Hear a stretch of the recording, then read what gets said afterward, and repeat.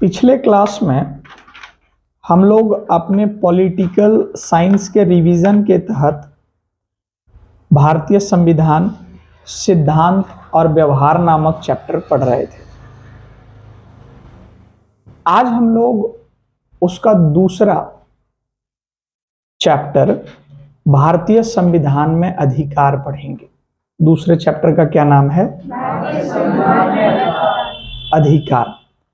इस चैप्टर के अंतर्गत आपको 25 महत्वपूर्ण ऑब्जेक्टिव प्रश्न बताया जाएगा, जो आपके 11th के एग्जाम के लिए काफी महत्वपूर्ण होगा। सबसे पहले हम लोग टॉपिक के ऊपर आते हैं। टॉपिक का नाम है भारतीय संविधान और अधिकार।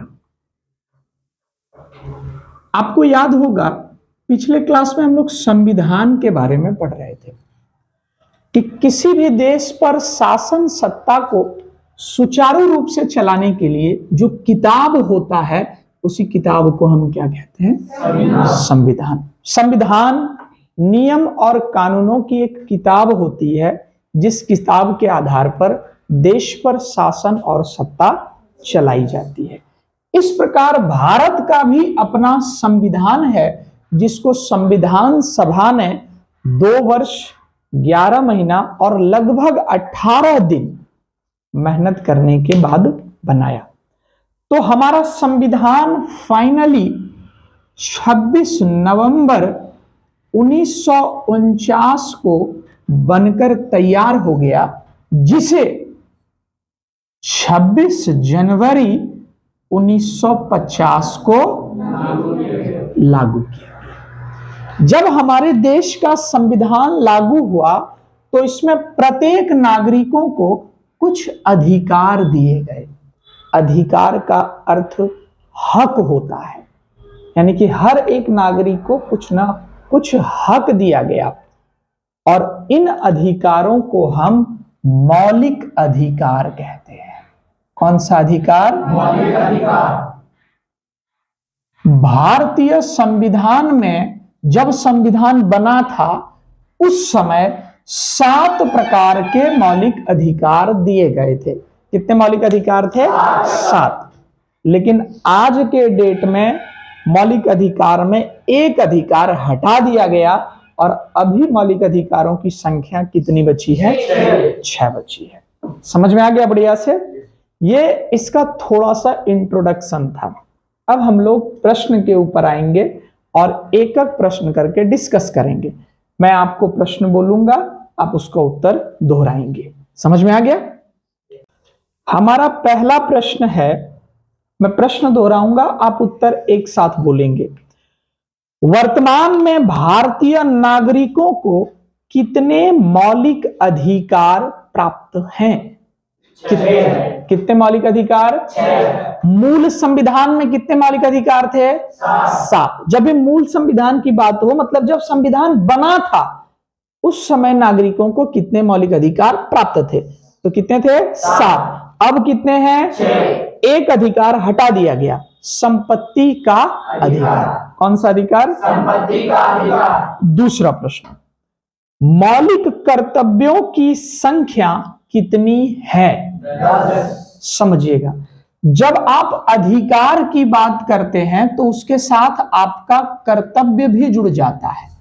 अधिकार मतलब हो गया हक, और कर्तव्य मतलब हो गया जिम्मेदारी। हमारा देश के प्रति भी कुछ जिम्मेदारी होता है, और उन्हीं जिम्मेदारियों को हम मौलिक कर्तव्य बोलते हैं।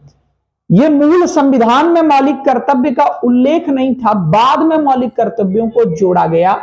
पहले जब संविधान में मौलिक कर्तव्य को जोड़ने की बात हुई थी, तो उस समय 9 मौलिक कर्तव्यों को जोड़ने की बात कही गई। कितना मौलिक कर्तव्य? 9। लेकिन बाद में जब मौलिक कर्तव्य को जोड़ा गया तो 10 मौलिक कर्तव्य जोड़ा गया था। कितना?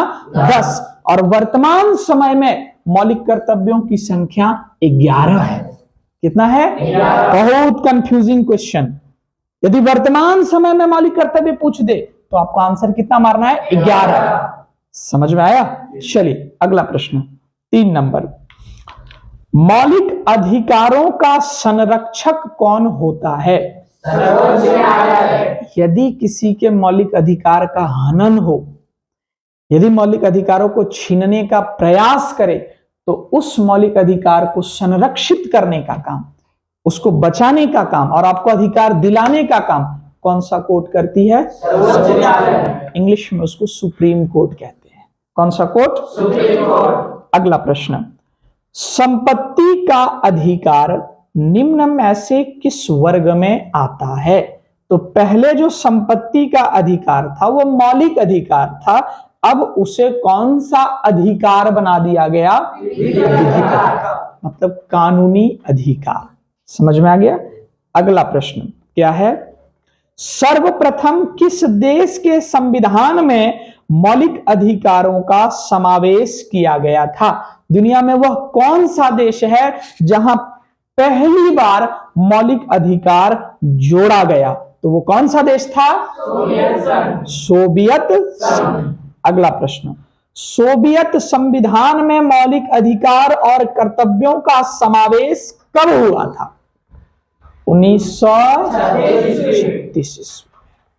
अगला, मौलिक अधिकारों को लागू करने के लिए किसके द्वारा रीट जारी किया जा सकता है? तो रीट किसके द्वारा जारी होता है? उच्चतम न्यायालय। उच्चतम न्यायालय का मतलब सर्वोच्च न्यायालय होता है, जिसको हम सुप्रीम कोर्ट कहते हैं। थोड़ा सा रीट समझ लीजिए। भारतीय संविधान में 5 प्रकार के रीट दिए गए हैं और यह जो रीट है इसका प्रयोग एक कोर्ट अपने अधीनस्थ, अपने अंदर आने वाले कोर्ट के लिए करता है। मतलब सुप्रीम कोर्ट हाई कोर्ट के लिए रीट जारी कर सकता है और हाई कोर्ट जिला कोर्ट के लिए रीट जारी कर सकता है। टोटल रीट की संख्या कितनी होती है? 5। समझ में आया? अगला प्रश्न, मौलिक अधिकार भारतीय संविधान के किस भाग में है? तो मौलिक अधिकारों का वर्णन भारतीय संविधान के किस भाग में किया गया है? किस पार्ट में? भाग 3 में। अगला प्रश्न, मौलिक अधिकारों में संशोधन कौन कर सकता है? संसद। संसद संशोधन करेगा, लेकिन आखिरी हस्ताक्षर जो उस पर होगा वो राष्ट्रपति का होगा। किसका होगा? राष्ट्रपति। अगला टॉपिक, भारतीय संविधान में मौलिक कर्तव्यों को किस संशोधन के द्वारा जोड़ा गया? हमारे संविधान में मौलिक कर्तव्य किस संशोधन से जुड़ा था? कितने संशोधन? 42वें संशोधन। आपके एग्जाम के लिए 2 संशोधन बहुत इंपॉर्टेंट है, पहला 42वां और दूसरा 44वां। कौन कौन सा संशोधन? 42वां। अगला प्रश्न, किसने कहा कि मौलिक अधिकारों वाला भाग हमारे संविधान की अंतर आत्मा है? किसने कहा था? नेक्स्ट, राज्य नीति के निर्देशक सिद्धांत को किसने भारत में सामाजिक व आर्थिक लोकतंत्र का घोषणा पत्र कहा था? किसने कहा था? अगला, अधिकारों के बिना कोई स्वतंत्रता नहीं होती। बहुत इंपॉर्टेंट स्टेटमेंट है कि जब तक आप अधिकार नहीं देंगे तब तक हम स्वतंत्रता की बात नहीं कर सकते हैं। यह बात किसने कहा था? लॉस्की। क्या नाम था उसका? जब आप ग्रेजुएशन में जाएंगे तब इस लॉस्की के बारे में आप पढ़ेंगे। क्लियर है? अगला टॉपिक, यह किसने कहा आप चाहें कितने ऊंचे क्यों ना हो लेकिन कानून आपके ऊपर है? मतलब देश में सबसे ऊपर कानून होता है। यह बात किसने कहा था? सर एडवर्ड कोक का यह मंतव्य है। अगला टॉपिक, किस मौलिक अधिकार के तहत बेगार का निषेध किया गया है? कौन से मौलिक अधिकार के तहत? शोषण के विरुद्ध अधिकार। जब किसी व्यक्ति के द्वारा किसी दूसरे व्यक्ति का शोषण होता है, उसको मिसयूज किया जाता है, उसका दोहन किया जाता है, तो भारतीय संविधान में एक अधिकार है जिसको हम शोषण के विरुद्ध अधिकार कहते हैं। मान लीजिए किसी आदमी को काम कराने का समय 8 घंटा है, आप उससे जबरदस्ती 10 घंटा काम करा रहे हैं, तो ये शोषण है। किसी मजदूर से आप काम करा लिए 400 रुपए में बात करके और उसको आप 300 रुपए दिए, 100 रुपए आप नहीं दिए, ये उसका शोषण है। इमेन, आप हमारा महीना नहीं देते हैं, वो भी एक तरह का शोषण है। समझ में आया? नेक्स्ट, देश की रक्षा करना किस कोटि में आता है? तो देश की रक्षा करना कौन सा कर्तव्य कहलाएगा? जब आपके देश पर कहीं से कोई खतरा मंडराए तो आपको रक्षा करने के लिए प्रयास करना चाहिए, तो ये आपका मौलिक कर्तव्य। और यदि हम नहीं करना चाहें तो हमको कोई जबरदस्ती करा भी नहीं सकता। मौलिक कर्तव्य हमारी जिम्मेदारी होती है।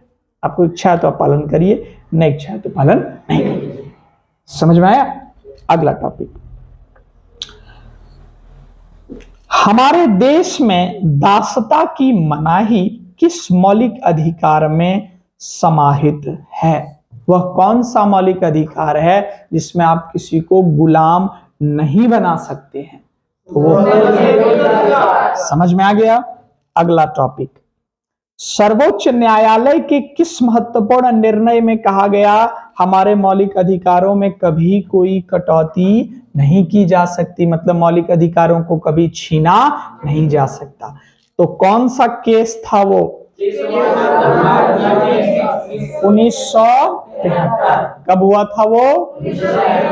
अगला प्रश्न बोलेंगे क्या है? भारत के संविधान में मौलिक कर्तव्य, मौलिक अधिकार मूल संविधान का ही हिस्सा था। मतलब जब हमारा संविधान बना था उसी समय मौलिक अधिकारों को जोड़ा गया था। जब भी मूल संविधान की बात हो, इसका मतलब जो शुरू में संविधान तैयार हुआ था वो, और आज का जो संशोधन होने के बाद संविधान बना वो आधुनिक संविधान है। इसमें लगातार टाइम पर संविधान में अलग अलग तरीके का सुधार होता आया है, चेंजिंग्स होते रहे हैं।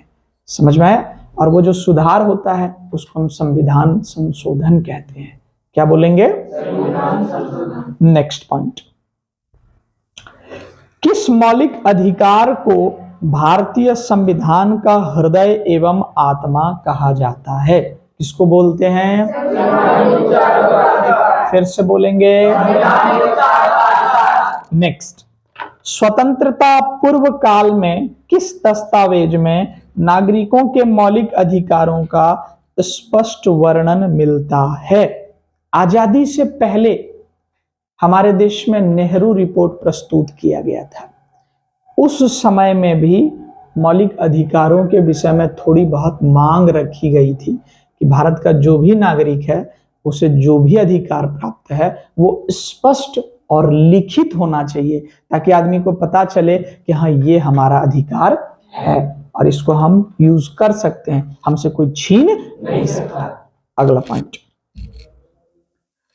कौन सा अधिकार अल्पसंख्यकों के हितों की रक्षा करता है? हमारे देश में जिसकी जनसंख्या कम होती है उसको अल्पसंख्यक बोलते हैं। तो वह कौन सा अधिकार है जो अल्पसंख्यकों के हितों की रक्षा करता है? मतलब अल्पसंख्यकों का आप शोषण नहीं कर सकते हैं, उसको आप नुकसान नहीं पहुंचा सकते हैं। इस बारे में किस अधिकार में बताया गया है? संस्कृति एवं शिक्षा अधिकार। अगला टॉपिक, राष्ट्रपति द्वारा संकट काल की घोषणा के समय कौन सा मौलिक अधिकार स्थगित नहीं किया जा सकता है? जैसे ही हमारे देश में आपातकाल लगाया जाता है, राष्ट्रपति के द्वारा सारा लगभग मौलिक अधिकार छीन लिया जाता है। लेकिन 2 अधिकार ऐसे हैं जिसको आप छीन नहीं सकते। उसका वर्णन अनुच्छेद 20 और अनुच्छेद 21 में किया गया है। कौन से अनुच्छेद में? आप जानते हैं राष्ट्रपति आपातकाल 3 अनुच्छेद के अनुसार लगाता है, 352, 356, 360। 352 देश में आपातकाल, 356 राज्य में आपातकाल और 360 वित्तीय आपातकाल। आज तक हमारे देश में कभी वित्तीय आपातकाल नहीं लगाया गया है। समझ में आया? इस क्लास का आखिरी ऑब्जेक्टिव प्रश्न, संपत्ति के अधिकार को मौलिक अधिकारों के अध्याय से क्यों निकाल दिया गया, उसको क्यों हटा दिया गया? तो है यह अधिकार सरकार और न्यायपालिका के मध्य टकराव का एक कारण बन गया। इसके कारण हमेशा सरकार और न्यायपालिका के बीच लफड़ा होता ही रहता था। इसके कारण उसे मौलिक अधिकारों की श्रेणी से हटा दिया गया और एक वैधानिक अधिकार बना दिया गया, एक कानूनन अधिकार बना दिया गया। समझ में आया? ऐसे नहीं होता तो जो आदमी जितना चाहे वो संपत्ति अर्जित करके रख सकता है। अब ये आपका एक कानूनन अधिकार है। टॉपिक क्लियर है? इसी के साथ ये चैप्टर